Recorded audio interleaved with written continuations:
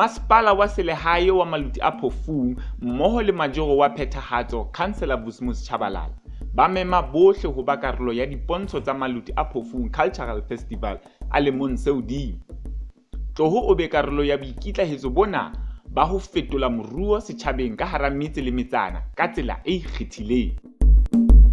Beke ya dipontsho tsa Maluti a Phofung Cultural Festival e tla qala ka carnival ya setso.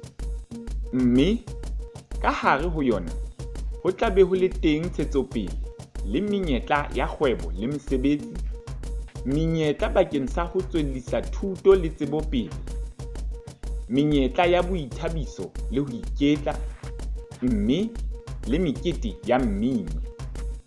Tloho le ba lelapa, metswalle, baahisane le basebetsi mmoho ho tla o tlo ithabisa mmoho le rona. Dipontsho tsa Maluti Festival, botjhaba ba rona, letlotlo la rona.